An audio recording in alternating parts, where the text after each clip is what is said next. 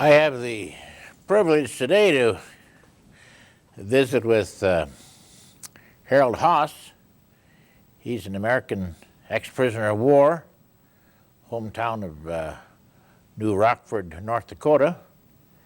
He was in World War II and captured and prisoner of war for a while. And now we're going to hear his story as how he got into the service and got into combat and got captured and finally got home, and here he is today, 50 years later. So go ahead, Harold, and tell us your story. Let me go a little before that. I was born in 1917 on November 3rd to Litzy and Clara Haas out in Mountrail County. They were both homesteading out there, and that's where they met. And my dad, having land back in Eddy County, he went back there because there was a house and home there. So that's how I started out in life. Back in Rockford at about age 1 I got there and went all through schooling there. And then went through high school. I come here to the university and try to get into there, but as being a bad student, I didn't last too long. And money was scarce. So I went back and worked in a recreation parlor there, a pool room and bowling alley, and finally an uncle and I bought it out. And we run that until the war started out, and that was in 41. And all winter there, and then finally a couple of us were going to join the Air Force, 3 of us. And we went down to Fargo to get into the Air Force. There's a fellow named Bruce Rinker and a Bob Traver. And they were both students here at the university before that. Bob, but anyway, it turned out we had a little party the night before. And I'm not much of a, alcohol. It didn't set with me, so I had a big hangover, so I didn't get down to the Federal Building and take the exam. And so that kind of ended my career with the Air Force there. But we went home, and all went together, we went home back there to New Rockford. And by gosh, if I didn't get drafted, and they were still hanging around there. I thought, well, maybe I made a mistake here. But anyway, I got drafted, and I took my elementary training down in Camp Callan down in San Diego, California. And from there, I went to Galveston, Texas with the Coast Artillery. It was on those big guns there, and I wasn't there very long. And they started up a balloon barrage, and we put up in Seattle to save in Seattle. At first, we didn't know where we were going, but we got to Seattle, and there were the big boats. I thought, we're going overseas. But they put up these balloons they thought that maybe the Japanese would be coming in and shelling in Seattle. But they had the balloons, they had some wires hanging down there? There was just one wire, but it's surprising how far away those balloons were. But after they got up in the air, they seemed like they were awful close. Yeah. But we were around Bowling Field, so we didn't have to fly them too much, so the duty there was really quite limited. And they decided they didn't need those balloons anymore. The war has gone too far, and they decided that Japan wasn't going to bomb Seattle. So they broke that unit up, and they put me in the MPs. I took a little training in Battle Creek, Michigan, and then I was shipped back to Camp Fort Robinson, Nebraska. It's a remount station, quartermaster's remount station. Beautiful horses, and they were training mules and giving them to veterinarians and giving all that. And there's also down there was Coast Artillery with lots of dogs down there. You wouldn't be surprised in the middle of Nebraska there'd be dogs. But that's an old Army camp. It was considered one time the country club of the Army. I think in 1937, they trained the equestrian team for the Olympics there. It's quite a place, a beautiful place. It's turned into a park now. The state of Nebraska has a park. And every time to visit it, it's a good place to go visit. And they use the old non-coms building as a hotel, motel, and it's great. So from there, me and my first sergeant, we didn't seem to see eye to eye. And he says, Haas, we're going to ship you off to the 42nd Division down there in Oklahoma. So there, I went with the 42nd Division overseas. That's an Army outfit. That's the Army, yeah. Was that infantry or? That's the infantry, 42nd Rainbow Division. It's an old General MacArthur's division when he was over there in World War I. Yeah. They've lots of medal. They got lots of flags. But we landed. We got over, left New York or Brooklyn there. What year was that about? Well, that was in November of '42. November of '42. Okay. No, November of '43. 43. Okay. Yeah, 43. And then we landed in Marseille, France. It was in December there, or November.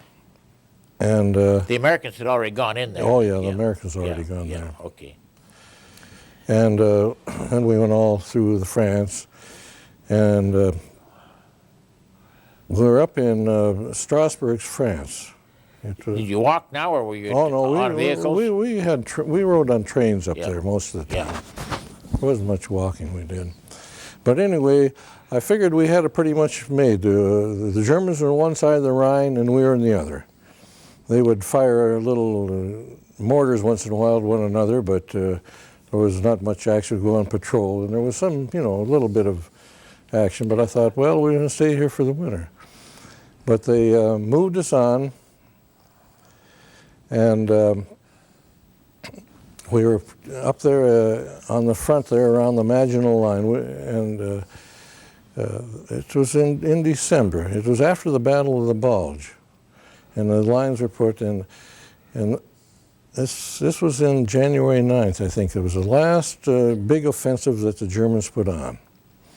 And we were in foxholes there, and they went through, and we were kind of out, lost our positions there, and the Germans went past us, and finally we stayed there for all day, and finally one of them come up and foxhole and said, "We'll get out of this," so we left. But I can remember I have a friend there that lives out in Watford City. Did he capture you then? Yeah, he captured us in, A German? The German, yeah. Yeah. There was more around there, yeah. What? You were in the foxhole then? Oh, yeah. Then you got out and you were... Well, I'll tell you a little story about that, too. There was other ones in a little foxhole, not a foxhole, but a crater? A pillbox. They were in a pillbox. Oh. And I went down there to get my overcoat.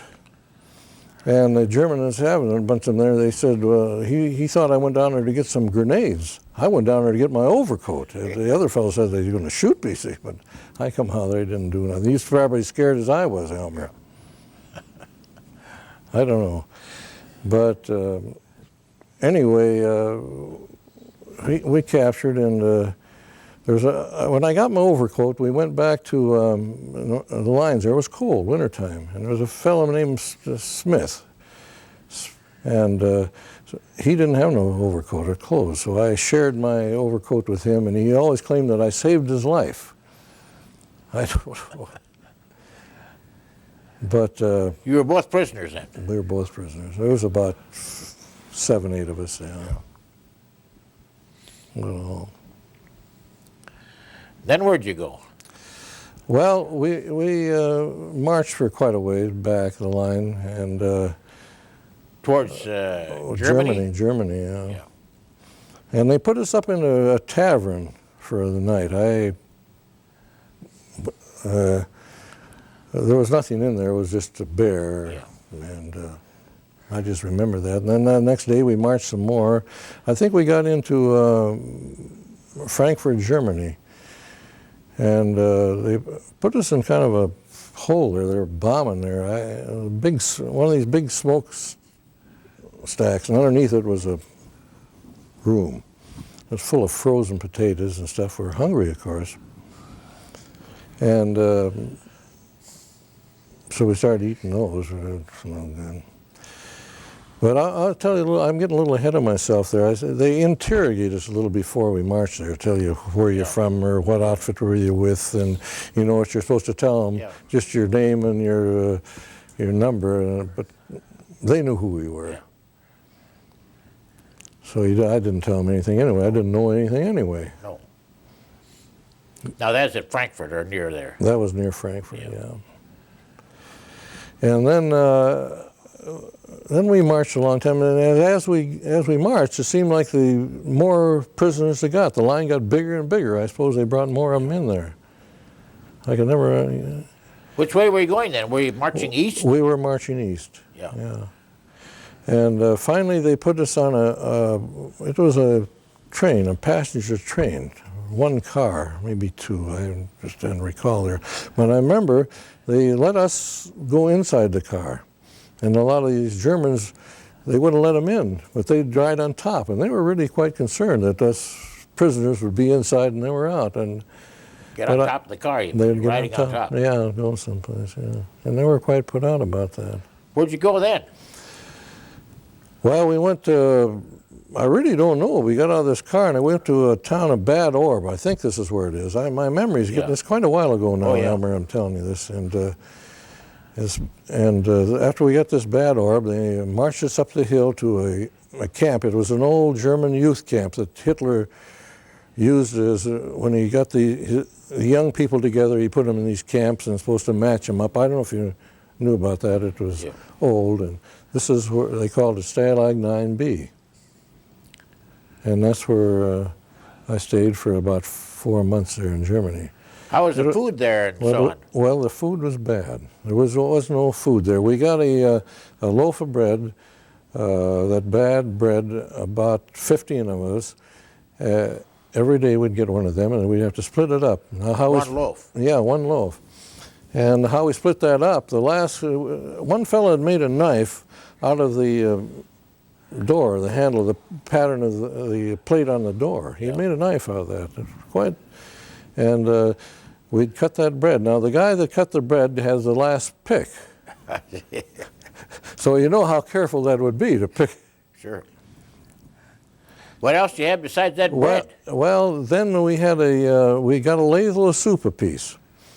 And I had my helmet, which I was lucky to have that.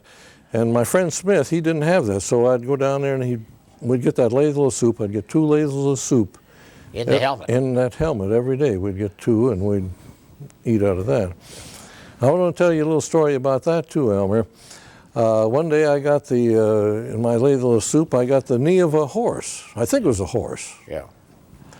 But it was tough. It was just cartilage and no meat on it, of course. But I thought of something to chew on, so I chewed on it for a couple of days.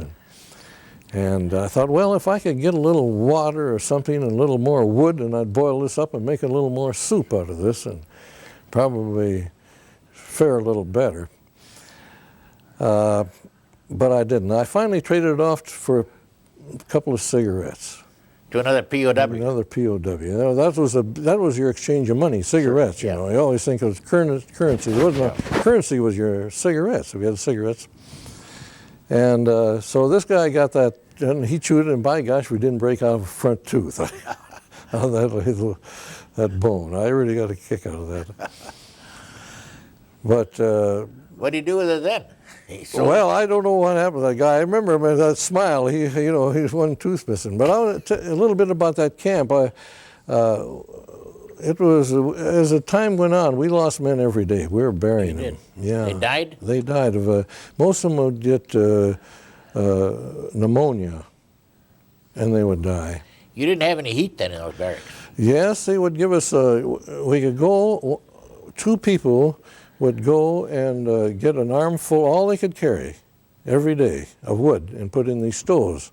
Well, they were kind of a ceramic stove, but the time those 2 could heat the stove up, there wasn't much heat left in it. And it was a big room and dirty. And did you live did you have bunks, or did you sleep on shelves? No, we were just on the floor. There was no bunks in the particular barracks I was, but in some of these barracks around that same camp, there was bunks. Yeah. Have any lice and all that? Oh, yeah, there was lice and Have a fleas. mattress or anything? Or There was, no, just straw or seltzer. Excelsior, yeah. And then at the time I was there was a bad case of spinal meningitis coming in. So they had to clean all that out, and then they give us lime to put on the floor to clean it all out. But they got over that. I think there was only about 2 people died of that, but they were really worried about that. You know, you could lose them fast with that spinal meningitis stuff. What, they bury them right there near the camp then? If they died, these POWs, or what would they do with them? Well, They have a chaplain there or something? there was a chaplain there, yeah, and there was details to go out and bury him. And then there was you know, surprising how much talent is in a prison camp like that. One fellow can do this, and I can remember one fellow, he'd take and make a wreath. Whenever he died, he'd make a wreath out of pine needles and the roots, and we'd put it on there and carry him, bury him. Was that for the funeral, you mean? Yeah, when we carry him out and bury him, and lay that and put that over the grave. Put that on the the grave. Yeah. Yeah. Really. How long? Well, what happened now then? What about the bathroom facilities and so on? Well, there was no bathroom facility. You went out and they had outside in the daytime. You could get out, and they had pits dug in just a branch, or that's how you sat. But in the nighttime, they locked you in, and of course there's pails. They had a restroom there. They'd fill up and run over, and terrible. What about water? They had good water there. The water was good. It was coming from the mountains, I think. They had one of those ceramic tubs that were flowed out of, or what do you? Well, I don't. It was a. They come right out of a spigot. But it was cold. You couldn't wash or nothing. No. It was real cold, but the water was plentiful, as I remember. Anybody take a bath there? Any it was too cold to take a bath. No, but we could shave. Yeah. Everybody left their clothes on, did they? Oh yeah, you didn't take your clothes off. You'd pick the fleas off, you know, once in a while. But bad. If you got sick there, a lot of dysentery going around there. Like I say, one guy, you'd be talking like I'm talking to you today. The next day, he was gone. He was dead, just like that. And you always wondered why so fast, you know. Healthy. What about clothes did you have to keep you warm? Well, I had my overcoat and I had my GI clothes, which was adequate. And your shoes, I had shoes, yeah. I remember the priest, though, that was in the Catholic priest, he was captured without his shoes. And one of the fellows gave him his overshoes. You know, he had overshoes and overshoes. But he got along pretty good with that. How many were there? Did you have in a room? I think I think in this camp there's about 2,400 Americans. I'm not quite sure, Elmer. It's Stalag 9B. And I imagine there was about 50 or 60 of us in each barracks. Yeah. Now, I think there was more in other barracks, but the one I was in was probably about that many. Now, how did you know that the Germans, Russians were coming then? Or did you stay there all the time until the end of the war? Or? We could hear the artillery coming first. And I got a little story to tell you about that. I was after the commandant of the prison. He stayed there and surrendered to the Americans.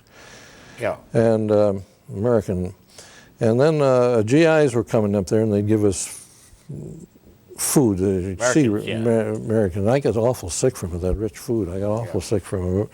But a couple guys come up and he says, "You know, there's a couple of your hometown buddies here in this outfit that were here." And I said, "No." And he told me their names. There was a fellow named Adernus and Thorne, and I knew them real well. And they knew I was there, and I knew they were, but I never got to see them because, confusion. Well, they were moving pretty fast at that particular time going through. So I really didn't get to see how was it the Americans that liberated you then, or the Russians? The Americans was. This was Americans. It was about Easter Sunday of 40. And then they, what happened then after you were liberated? Well, I got sick there, Elmer. I was awful sick from that food, and they took us back to the lines there, and they put us in temps and deloused us, give us clean clothes, and shot that DDT over, you know. That's in the Americans did. The Americans did, yeah. Took a shower, those. And Did you ever go through one of those tents where they had all those clothes, or you took off all your clothes? well, this is what it was, yeah. Then you had your shower, and then you put on new clothes. That's what it was, yeah. At the other end of the yeah, building. I put on new, took the shower and got the shot of the DTT, and then I couldn't hardly walk, and so they took me out, and I ended up in the hospital in Reims, France. I was out there about a month. I was pretty sick. How'd they get you there? A train or a truck or something? A truck took me there. Yeah. And I was there about a month, and of course I weighed 120 pounds, was skinny, you know, and sick, and no money. No. I didn't buy none, you know, until you took a little money to buy toothpaste and a razor.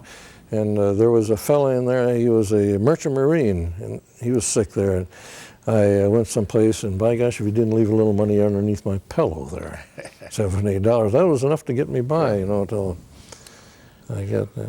How long did you stay then in the hospital there? I was there about a month. Then where'd you go? Well, then I got on to they put me on a transport plane, and they flew me to Camp Lucky Strike, and I got on put me on a boat there, a ship at Le Havre, France, and come on home. How long were you at Camp Lucky Strike? I think we're there about a week. Yeah. And lines, ate eggnog. You know how the eggnog went there. And then you went to, you went on a ship back to New York. I went back to New York, and it must have been one of the first, it was on a hospital ship, I believe, one of the first ships that got into, and they met us with all their fire equipment there, the boat. There was really quite a celebration when we come in there. And then we went to this Camp Kilmer, and from there, I think they just sent me home from there. To? New Rockford. Yeah. And I was there for 60 days or whatever, furlough. Where'd you get discharged then?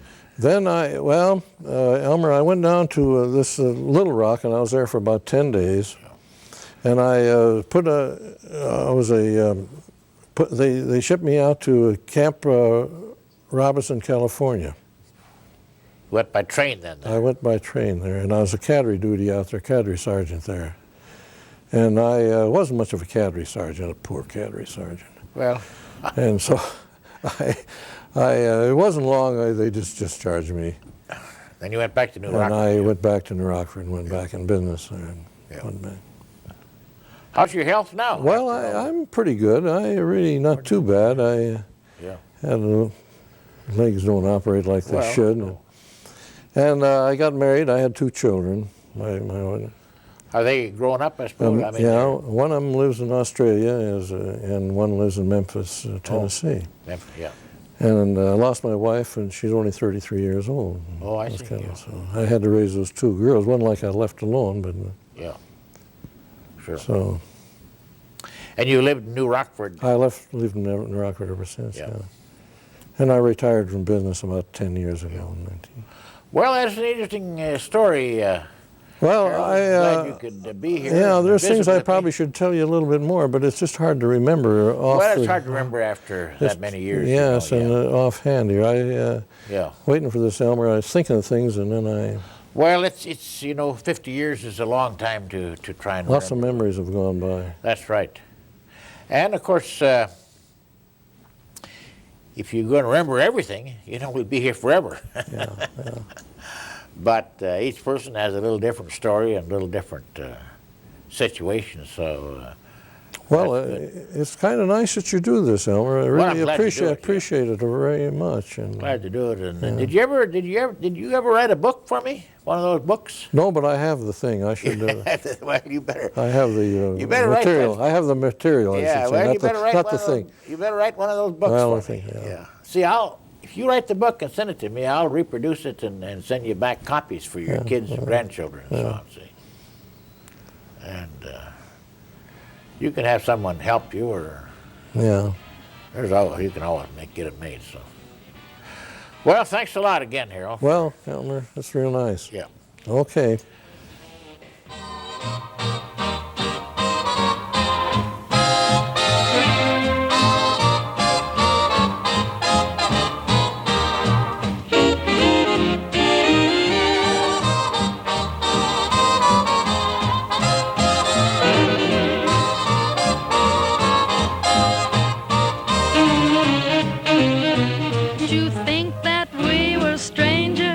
was a couple of nights ago.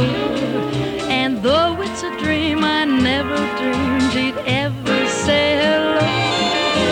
Maybe tonight I'll hold him tight when the moon